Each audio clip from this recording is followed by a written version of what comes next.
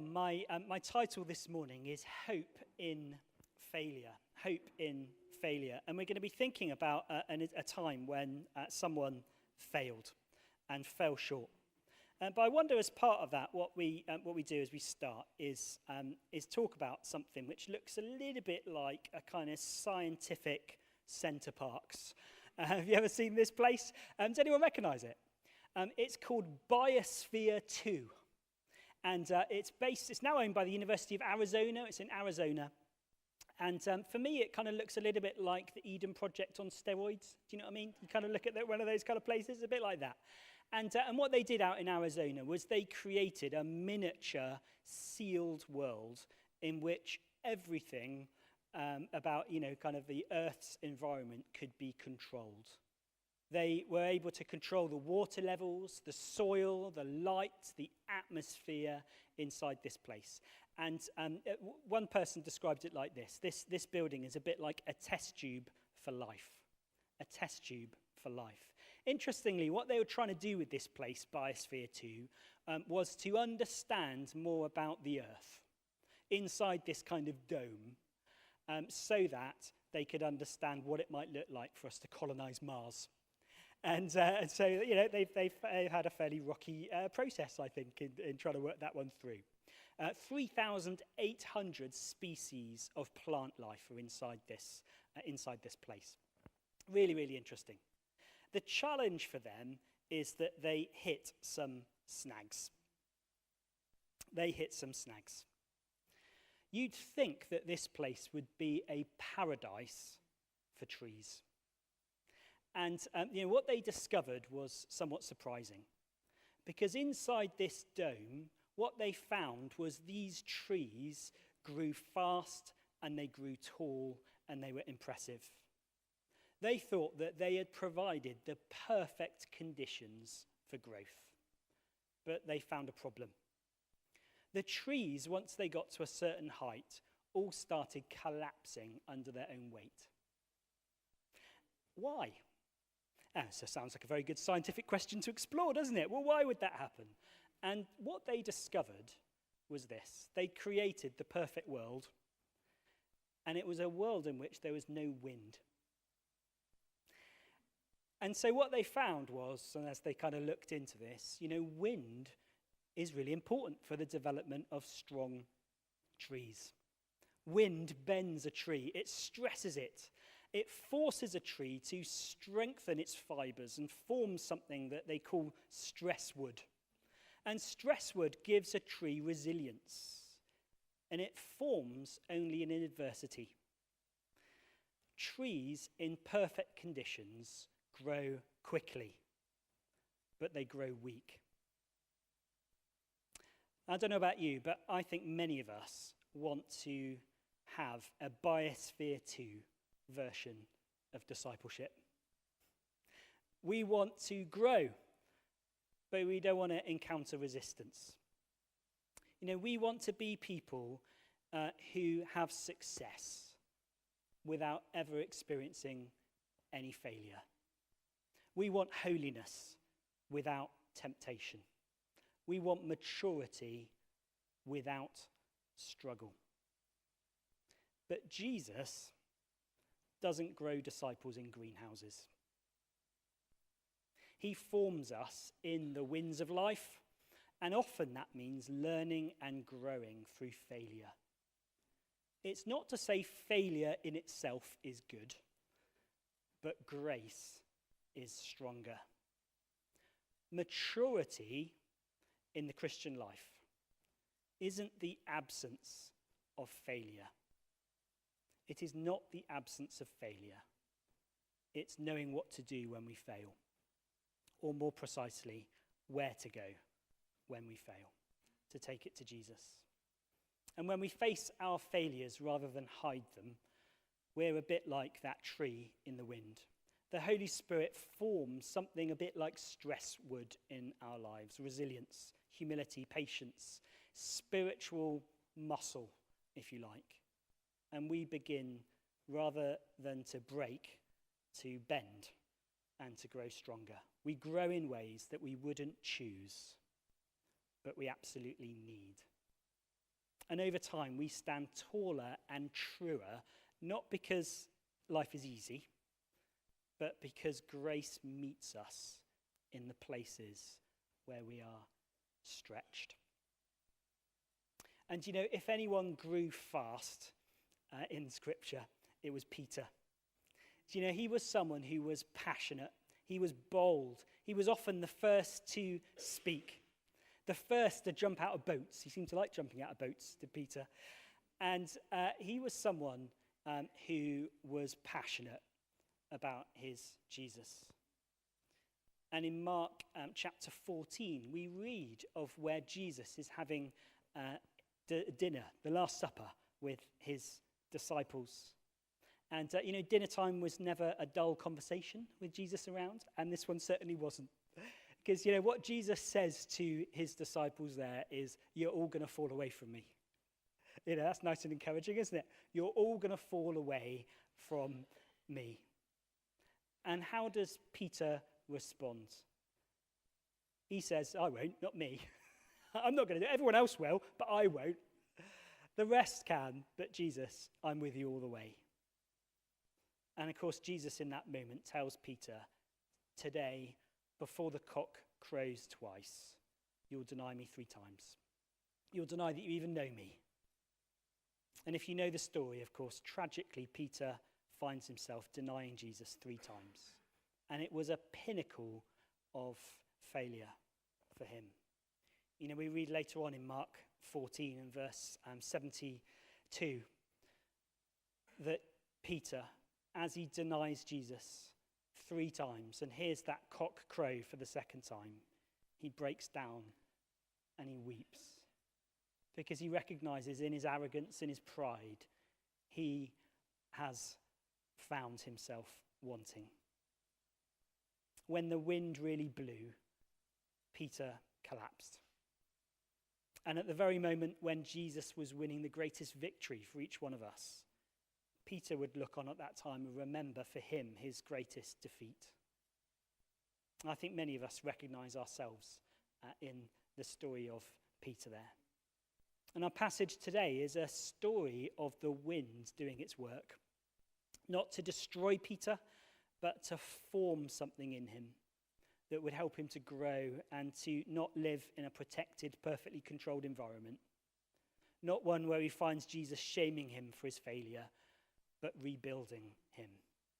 And from this point on, of course, soon to be filled with the Holy Spirit, Peter becomes a man who stands strong for Jesus. So let's read John chapter 21.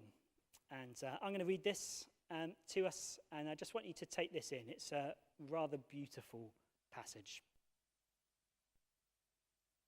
Afterwards, Jesus appeared again to his disciples by the Sea of Galilee. And it happened this way. Simon Peter, Thomas, known as Didymus, Nathanael from Cana in Galilee, the sons of Zebedee, and 2 other disciples were together. I'm going out to fish, Simon Peter told them. And they said, well, we'll go with you. And so they went out and they got into a boat. But that night they caught nothing. Early in the morning, Jesus stood on the shore, but his disciples didn't realize that it was Jesus. And he called out to them, friends, haven't you any fish? And no, they answered. He said, throw your net on the right side of the boat and you'll find some. And when they did that, they were unable to haul the net of fish in because of the large number of fish. And then the disciple whom Jesus loved said to Peter, it's the Lord. And as soon as Simon Peter heard him say, it's the Lord, he wrapped his outer garment round him, for he'd taken it off, and jumped into the water. Quite why he does that? No idea. Interesting, isn't it? Way down. The other disciples followed in the boat, towing the net full of fish, and they were not far from shore, about 100 meters. And when they landed, they saw a fire of burning coals there with fish on it and some bread. And Jesus said to them, bring some of the fish that you've just caught. And Simon Peter climbed back into the boat and dragged the net ashore. It was full of large fish, 153.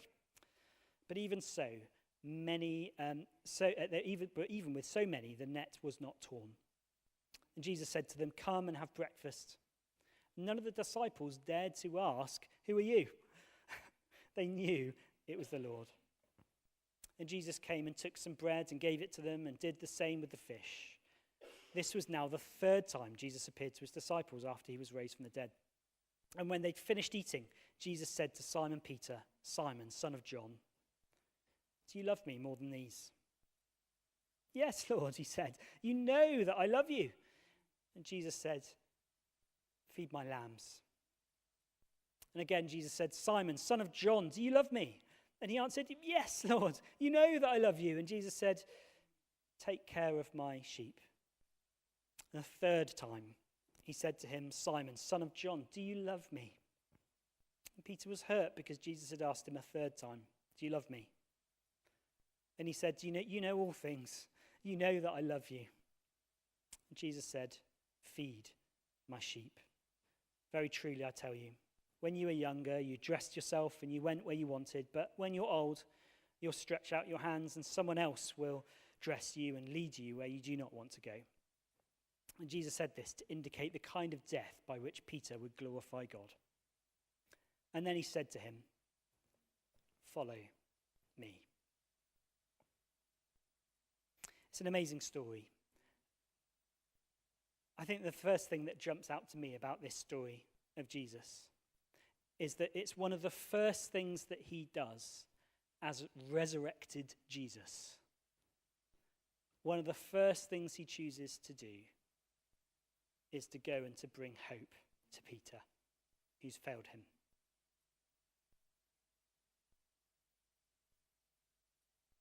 Isn't it interesting? One of the first things Jesus does in his risen power and his risen authority is to restore someone who's failed him.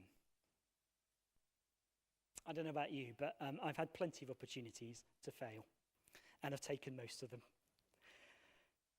You might be here this morning and you might be thinking, well, I can't think of something right now that's kind of a big failure, but I bet that you failed in lots of big ways and probably loads and loads of small ways too, each and every day. And I think there's actually something about a rhythm of the Christian life, which is recognizing our daily failures, no matter how big, no matter how small they are, and recognizing there's a bit of Peter in each one of us. We all fail.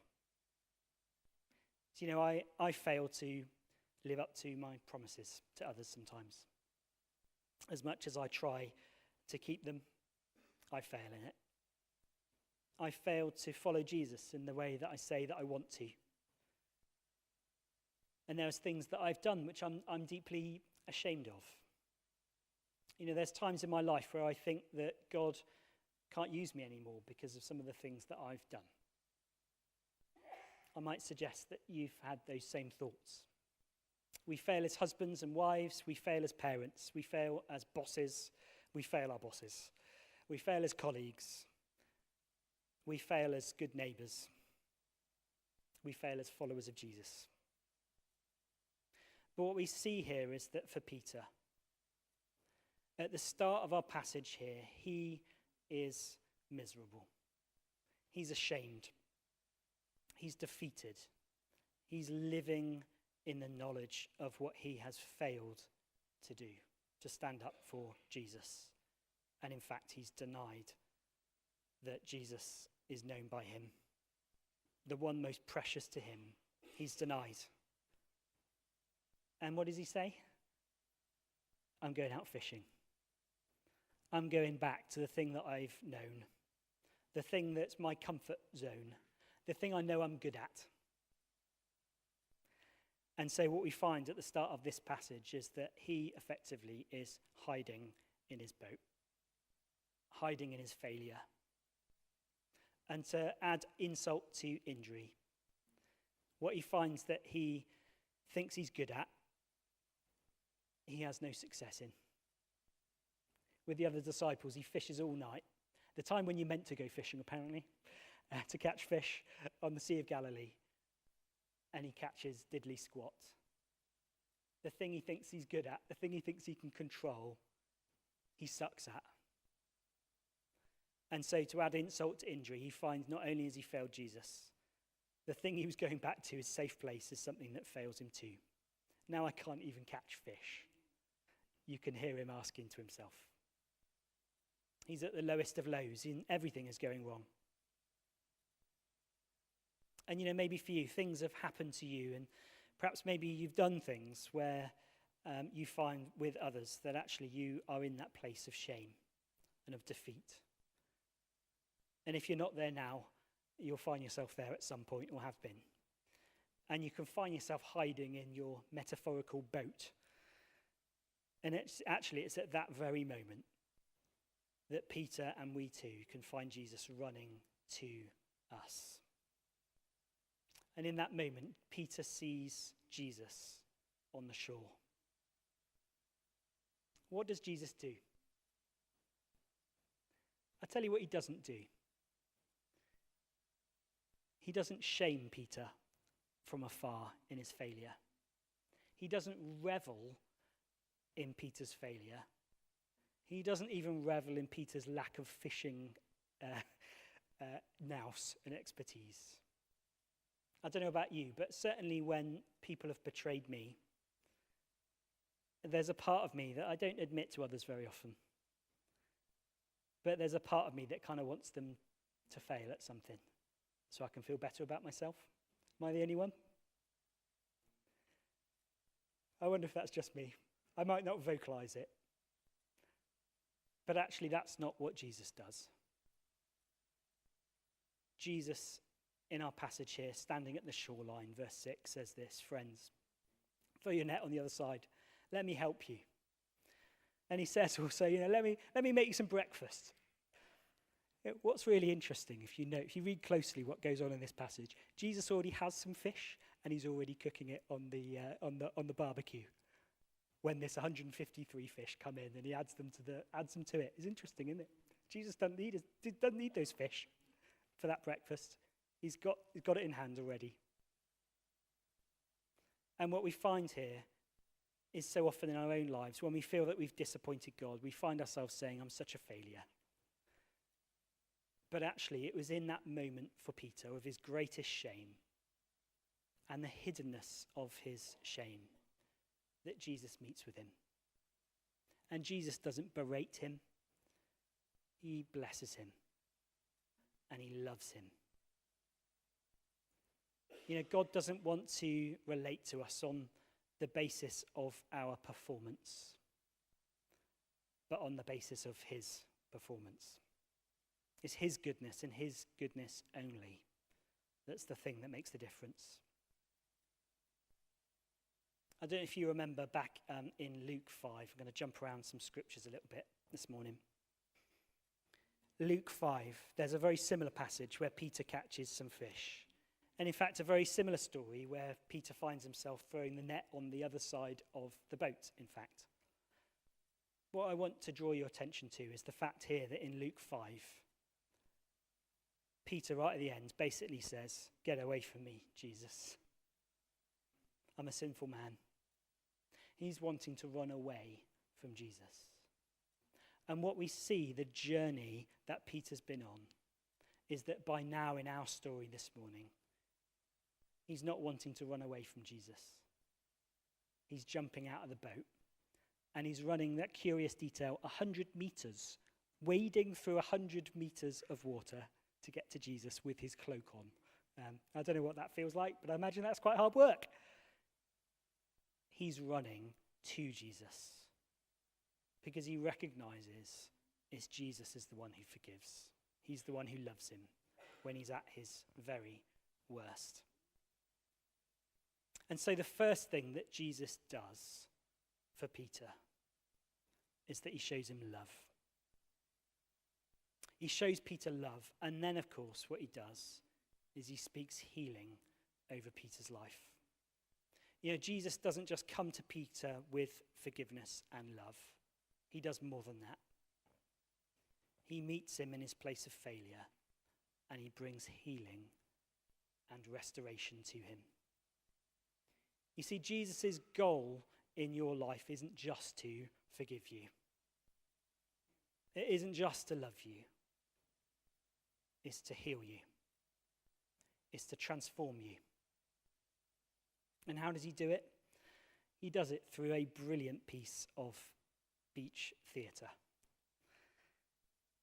Peter here denies 3 times, of course, that he knows Jesus. And so what we find is around a charcoal fire. That detail's important. Where was Peter when he denies Jesus, or at least the first time? He was stood around a charcoal fire. And so here again, Jesus meets with Peter in his failure. And with the smell of the charcoal fire, with the warmth of the charcoal fire, I'm in no doubt that with the memory of his failure around another charcoal fire, Jesus takes him back to that place. What's going on there? Is Jesus trying to punish him? Is Jesus trying to torture Peter, taking him back to the place where he'd failed him? Is he trying to shame him? I don't think so. What Jesus is trying to do here with Peter is to reshape him in the place where he'd failed him. I'm not going to go into this detail, but do you know what happens as well? How many times did Peter deny Jesus? 3. How many times does Jesus ask, Peter, do you love me? 3. Jesus is taking him back to that place. And it's in that place. What he's doing is saying, Peter, don't sweep under the carpet what you've done. Don't pretend it didn't happen. I want you to go back to that place. I want you to stare at it honestly. And actually, it's in that place that Jesus chooses to bring him healing. You know, Jesus' hope and his power for Peter is to forgive and to love him, not to rub Peter's nose in his own failure, but to bring healing to him. And what he seems to be wanting to do is to take Peter back to the root of his failure and to bring restoration in that place. You know, I wonder if you've thought about this before. You know, what was the heart of Peter's denial of Jesus? What was the root of it? And as we think back to where Peter so boldly and proudly proclaims, I'm not going to deny you, Jesus. I wonder whether for Peter, the thing that he needed to learn, the root of his sin, was at least in part pride. And perhaps later, a bit of fear too. You know, I'm better than these guys. I'm better than these guys, Jesus. I'm not going to let you down. And pride in our own performance and our own sense of goodness, our own sense of moral fortitude, is a pretty faulty foundation. And what Peter finds here is he recognizes that. You know, I remember back when I was 18, I left this church and went off to do a year out. And as part of that, we did a couple of weeks mission in Germany, in Dresden. And, you know, I was a young preacher. And, you know, I thought I was pretty good. And, you know, we went out to a prison in Dresden. And I was asked to speak to prisoners there. And speaking under translation, which is the first time for me, which I don't know if you've ever spoken through translation. It's, you know, different, it's tricky. And do you know what? In my mind's eye, in this ex-Stasi prison in what was East Germany, I found myself giving this talk.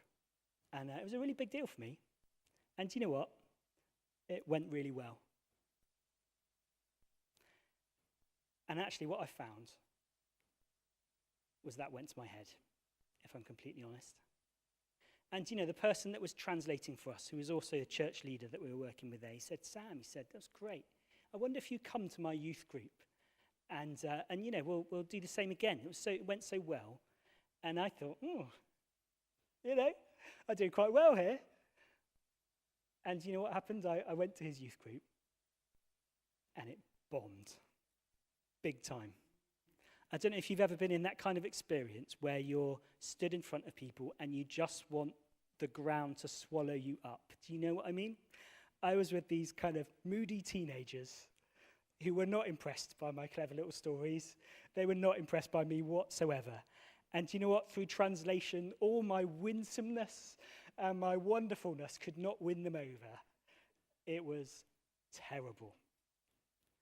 And that night, actually, I was sharing a room with someone, with a lad who was also on my year out with me. And it was a wonderful, slightly awkward moment, because I burst into tears, recognizing my own arrogance and recognizing in that moment that, I'd let God down because I thought much of myself and I hadn't relied on him. And I just remember this guy semi-nakedly hugging me whilst I was bawling my eyes out. Can't even remember his name. But actually, that taught me a really important lesson. That actually for me, every time I get up to speak, I say a little prayer and I say, God, don't let me be like that again. Help me rely on you. And that's what I found in that moment of failure, is that actually God was there and he was bringing his hope to me. For some of us, we have the opposite problem. It's not pride, it's not arrogance. It might be shame and it might be embarrassment. And so Jesus here meets Peter in the faulty foundation of pride in his life. And he speaks healing into it. And lastly, I must hasten. What we find also is that Jesus speaks hope into Peter's life. And what does he say? He speaks to Peter and he says, you've got a future. Feed my lambs. Peter, do you love me? Feed my sheep. Peter, do you love me? I've got a job for you to do. Feed my sheep. And what Peter finds in that moment is that actually his failure is the very place where Jesus is saying, I want to equip you for your work of serving me. And so as I close, I just want us to ask, in the same way we have previously, some simple questions for us to reflect on. Really easy, nice, relaxing questions for us this morning. The first one is this: where have I avoided Jesus? In fear, in failure, in shame? And what would it look like for me to bring that place to him, to Jesus, instead of hiding? Secondly, just like for Peter, sat beneath his failure, I think, was at least a healthy dose of pride. What sits underneath failure for you? It might be pride, it might be control, it might be fear or comfort or pain or exhaustion. Perhaps it's something else. What sits underneath your failure? And lastly, how might Jesus want to use your failure to help shape how you love others? Who might benefit from the compassion and the humility and wisdom that produced up to where you fall and coming back to Jesus and letting him speak his love over you, letting him speak his healing into that place of failure, and letting him equip you with hope for the future, for what he has for you next? So those are our questions for reflection. So what I'd like us to do is to close with a very, going a bit of an Anglican mood at the moment, as many of you guessed. So what I'm going to do is ask for us to read a short prayer together out loud, a liturgy, if you like. I'm going to ask now if the band could come on up and to lead us in worship as we close. But I'll just ask, if you're able to now, would you just stand with me? And I'm just going to ask that we say this prayer together.